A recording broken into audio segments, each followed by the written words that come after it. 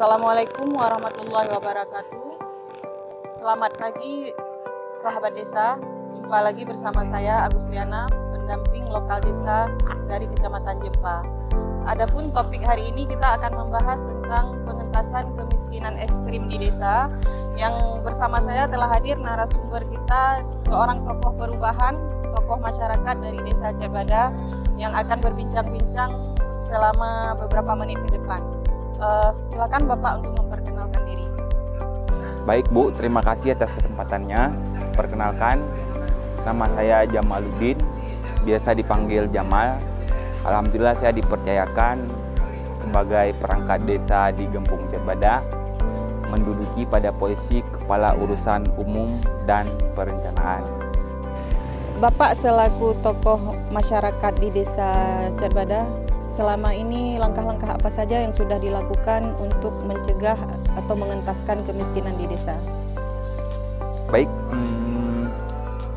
berbicara tentang kemiskinan, menurut saya itu berarti berbicara tentang kondisi, di mana kondisi kemiskinan itu adalah kondisi di mana seseorang tidak dapat memenuhi kebutuhan dasar hidupnya.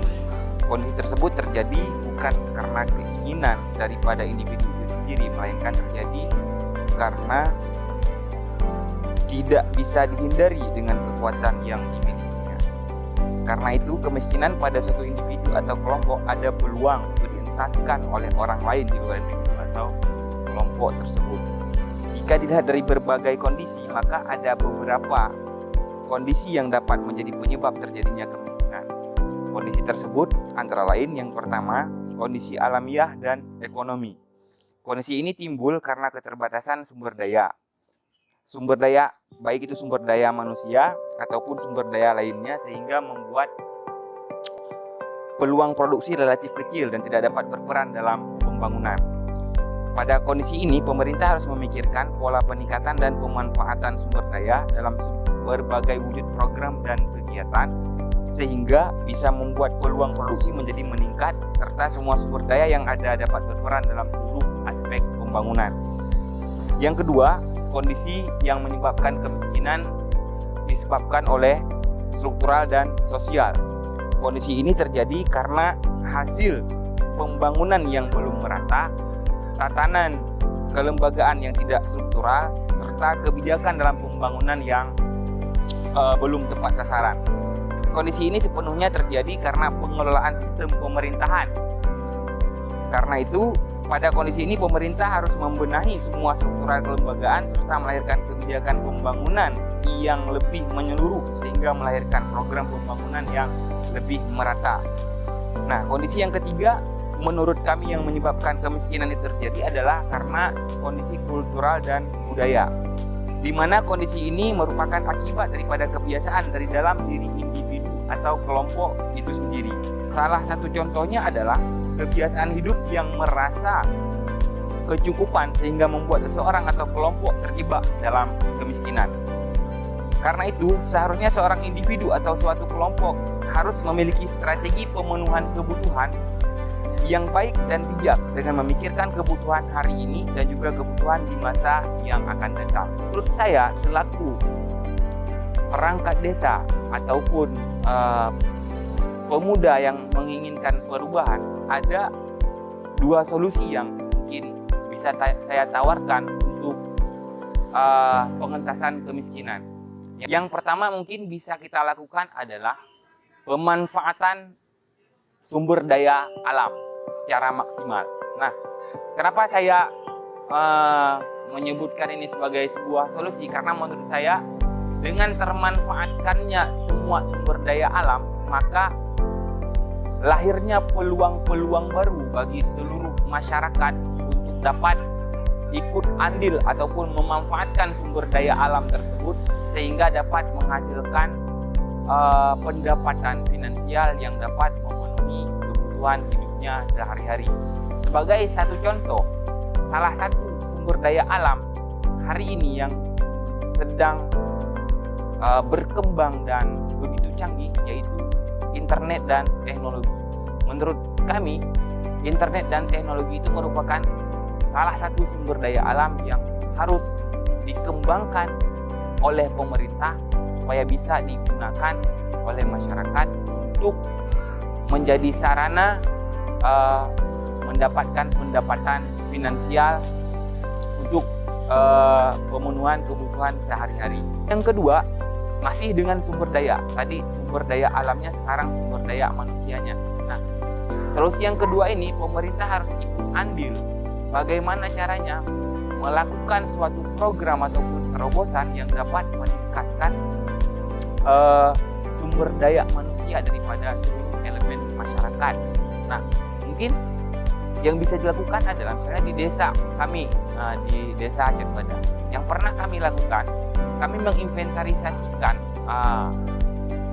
masyarakat di usia produktif sesuai dengan keahliannya masing-masing.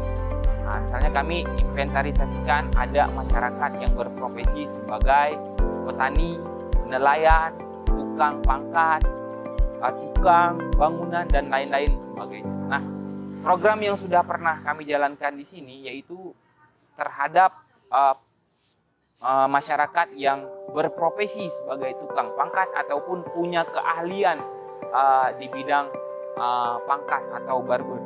Nah, jadi pihak desa memfasilitasi hal tersebut dengan cara melaksanakan pelatihan agar kemampuan dasar yang mereka miliki itu terasah sehingga menjadi profesi tetap dengan kemampuan yang sudah memadai untuk menjalani profesi sebagai tukang pangkas. Dan alhamdulillah hari ini hal tersebut sudah berhasil kami lakukan, yaitu sudah terrealisasi di tahun 2021. Nah, maka itu merupakan salah satu contoh yang sudah kami lakukan dalam peningkatan sumber daya manusia dalam berupaya untuk mengentaskan kemiskinan. Terima kasih Pak Jamal. Jadi dari tahapan-tahapan yang sudah dilakukan di Desa Aceh Bada ini, menurut Bapak sebagai KUR di desa, jadi sudah melakukan 2 tahapan, yaitu yang pertama dari sumber daya alamnya sendiri, kemudian dari sumber daya manusianya. Untuk selanjutnya Pak, kira-kira dari apa hasil yang tadi sudah dibuat dengan solusi dan tahapan berikut itu tadi, apakah ada tantangan-tantangan yang Anda lewati selama ini? Ya, berbicara tentang tantangan pastinya ada.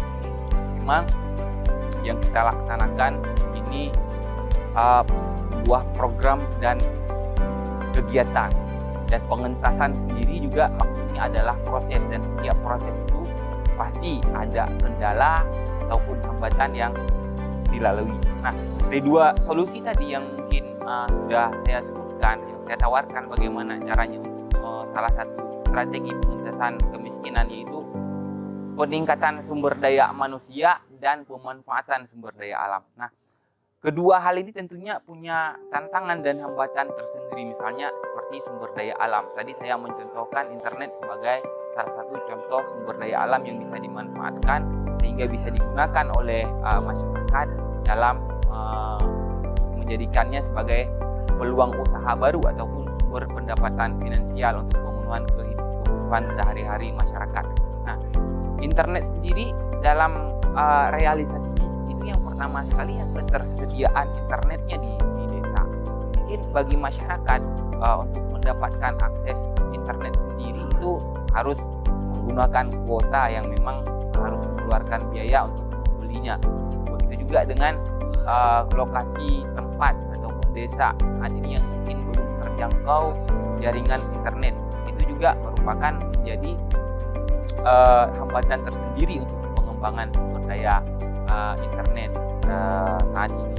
Sedangkan dalam peningkatan sumber daya manusia sendiri itu lebih besar lagi tantangan, di mana masyarakat kita ini banyak. Dalam menginventarisasikan semua orang ini itu juga menjadi tantangan tersendiri, karena berdasarkan pengalaman di saat kami melaksanakan program pelatihan pangkas, itu juga ada satu hambatan di mana cari pemuda-pemuda atau masyarakat usia produktif yang laki-laki itu lumayan kesulitan kami dapatkan, meskipun masyarakat kami banyak yang usia produktif. tapi yang mau ini sedikit. Baik, Sobat Desa, begitulah pemaparan dari tokoh perubahan Desa Jetbada.